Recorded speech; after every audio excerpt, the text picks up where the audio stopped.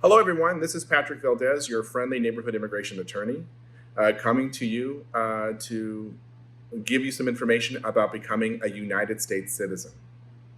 I always tell my clients that if they expect to make the United States their home, if they expect to live in the United States for the rest of their lives, they should really take the time to become a U.S. citizen. This is the most certain way to protect one's presence in the United States if you're an immigrant. It gives you the right to vote. It gives you the right to carry a U.S. passport. And it also gives you the right to return to the United States even after extended periods of time away from the United States. It solidifies, it confirms your right to a pension under our Social Security laws, and it really protects you in a variety of ways. And I strongly encourage you to apply if you are still a legal permanent resident. Now, there are several requirements to become a naturalized United States citizen. The first threshold issue that oftentimes a lot of people forget about is that you have to have been granted legal residency factually in a factual correct way and in a legally correct way. And so what I typically do is I pull a copy of all prior applications for all types of immigration benefits that my clients have been granted, whether it be a student visa application or a tourist visa application, if we can get a hold of that, and of course your prior application for legal residency. And I check those thoroughly. I make certain that dates, times, and locations and all representations in those applications were truthful. And then I also make absolutely certain that the decision that the government made to grant that visa or to grant that legal residency was legally correct under the circumstances. Once you get that through that threshold, the application and the requirements are relatively straightforward. Here they are. One, you had to have be a legal permanent resident for at least 5 years. At least 5 years as a legal permanent resident. There's an exception to that, which I will get to shortly. Two, you have to show 5 years of good moral character. Now, good moral character is like a matter of law. There's certain things that could happen that could prevent the government to find that you have good moral character, even if they want to grant that finding. And then also, good moral character is a matter of discretion. The government kind of has to think you deserve to live here and that you're a person of good moral character in their better judgment. Okay? That's one of the requirements. And the last requirement is that you have to demonstrate fluency in the English language. You have to be able to read English, you have to be able to write in English, and you have to be able to complete your interview in the English language. Now, you can speak with an accent, your English doesn't have to be perfect, but you have to, for the most part, be able to speak and communicate, read and write in the English language. Now, there's some exceptions to these requirements. The first one is that if you have been a legal permanent resident for 3 years, you're married to a U.S. citizen, and that U.S. citizen has been a U.S. citizen for 3 years. You don't have to wait 5 years to apply for citizenship. You just simply have to wait the 3. And the statutory period of time to evaluate your residency, whether it be good moral character or the fact that you've held a U.S. residency, is shortened to 3 years. You don't have to wait the 5 years. So that's one exception.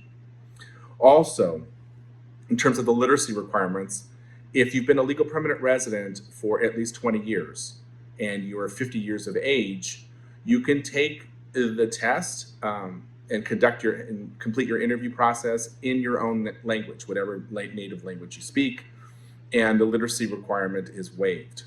That also applies if you've been a legal permanent resident for at least 15 years and you're 55 years of age or older. That waiver also applies. There's also a medical exemption that applies to people who suffer from a disease or a condition that impacts their ability to learn new things, and also or a condition that impacts their memory.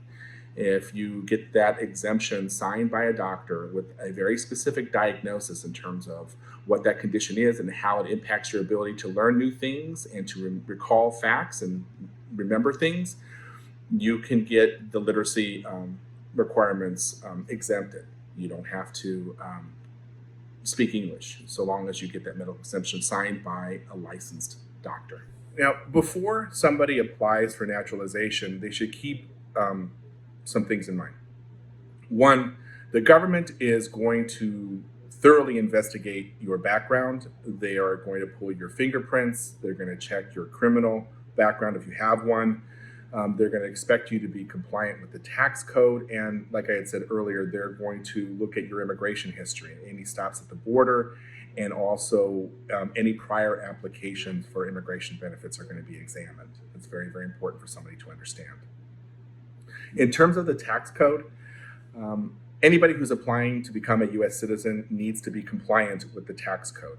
So if you haven't paid or filed taxes for quite some time, or if there are irregularities in your representations in those tax returns, you really need to get those fixed before you even attempt to become a U.S. citizen and go through this process. Find an accountant, a licensed accountant, to review your taxes if you have any questions. Get a copy of your tax transcript to make sure that everything is in order with that, and make absolutely certain that your taxes are truthful and you've declared all of your income, including income that you've earned in cash. Also, if you owe a debt to the Internal Revenue Service, if you're compliant with the tax code and you owe a debt, that's not necessarily a problem in terms of becoming a U.S. citizen. The government's going to want to make absolutely certain that you have a payment plan to pay that debt and that you are compliant with that payment plan. I have had clients that have had significant debts with the Internal Revenue Service, and they've been granted U.S. citizenship with showing that they make a monthly payment to the IRS, and their tax returns were legitimately filed, timely filed, and truthful. Okay, so bear that in mind. Also, if you are a non-custodial parent of any child living anywhere in the world, in order to show good moral character, you're going to have to demonstrate that you're making monthly child support payments. They could be made formally through a court order. Sometimes they're deducted from somebody's payroll, or they could be paid informally. A check or even cash could be handed to the custodial parent on a regular basis, whether it be weekly, bi-weekly, monthly, what have you, but it has to be on a regular, consistent basis for a regular amount. If it's paid informally, oftentimes the custodial parent will be asked to put something in writing, a notarized letter, verifying that he or she is receiving those monthly child support payments, and that includes children that are living outside the country. If you have biological children under the age of 18 living outside the United States, the U.S. government is going to expect you to show that you're paying child support to those children. Doesn't matter if it's from a prior marriage or a prior relationship, none of that matters. You're going to have to identify all the children that you've ever had at any time in your life in your application, and if any of those children are under the age of 18, during the statutory period of having to show good moral character, you're going to have to show that you are making monthly child support payments in order to have any chance of your application for U.S. citizenship being granted, okay? Also, during this process, the government's going to pull your fingerprints electronically, and they're going to see if you've ever been arrested. And the application asks, have you ever been arrested, and if you've ever received a traffic ticket, if you've ever been stopped at the border. All arrests and apprehensions are going to have to be disclosed in the application. That's why a thorough background check before you submit an application for citizenship, for naturalization, is critical, because what you don't want to do is speculate on any of this information or omit any information that is asked of you in this process, okay? If you've been arrested by the police and if you've suffered criminal convictions, that's not necessarily the end of the world. There are criminal convictions that, although not good, don't have dire immigration consequences. And then, of course, there are criminal convictions that do have dire immigration consequences. And it's absolutely critical that you have a licensed attorney evaluate that. Sometimes a person who is eligible to become a U.S. citizen is also at risk of being placed in removal proceedings, at risk of having his or her residency taken away from them. And that's a decision that you should make with a licensed attorney to weigh those factors, which will include a worst case scenario. What would happen if I'm placed in removal proceedings? Do I have any defenses? And that's something that would have to be evaluated, okay? Also, there's little things that have to be considered as well in the application. Are you compliant with selective service, right? Young men are required to register with selective service, and the event that they need to be called to arms and serve the country. Also, if you've made any false claims of U.S. citizenship, if you've ever registered to vote, even inadvertently, mistakenly, all those things are very, very, very important. And those questions are very detailed in the application for naturalization. So it's important that you go through the application very carefully, you answer them truthfully. And if you respond in the affirmative, if you say yes, that I made a false claim of U.S. citizenship while I was a legal permanent resident, or any time in my life, or I inadvertently registered to vote, or I was arrested, I was stopped at the border, all those things can be problematic in this process. And we at the Valdez Law Firm strongly urge you to contact a licensed attorney to review the consequences of those events in your life, to make certain that your application for citizenship doesn't jeopardize your residency. All right, that's a proper evaluation that has to be done every time you submit an application for naturalization.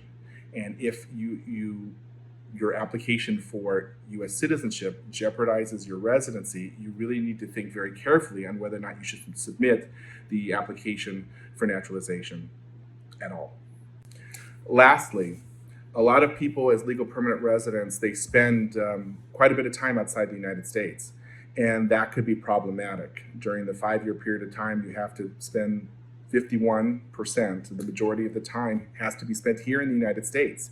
You cannot live outside the United States and expect to keep your legal residency.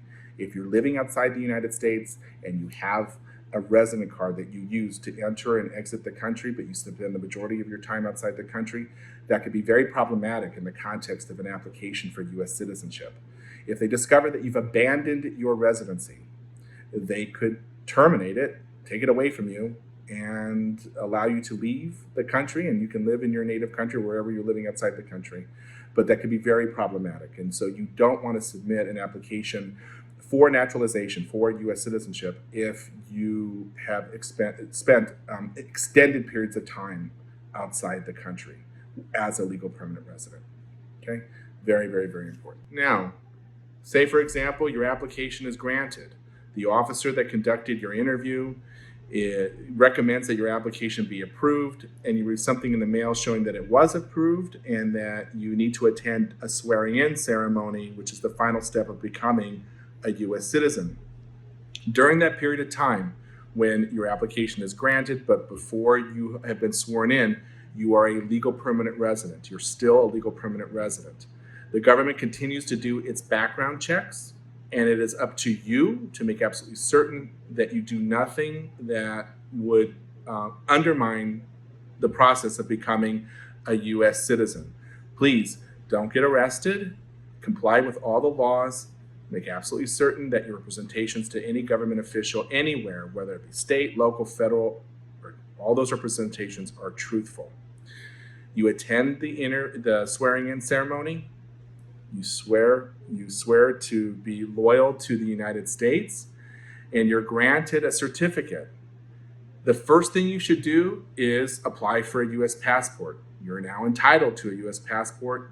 Get one and carry it with you, and make absolutely certain that you always have a current U.S. passport. In the event that you have to prove that you are a U.S. citizen, you want that as proof. Okay? 2, register to vote. You have the right to vote. Your vote is your voice, and please, I strongly urge you to participate in the democratic process. It is a wonderful thing, so please take the time to do that. If you have any questions about this process, if you have any concerns about your immigration history, your criminal history, or anything in your personal history that could be relevant to the process of becoming a U.S. citizen, please call us at the Valdez Law Firm. Our telephone number is 310-330-0511, 310-330-0511. We are standing by to assist you. Thank you very much.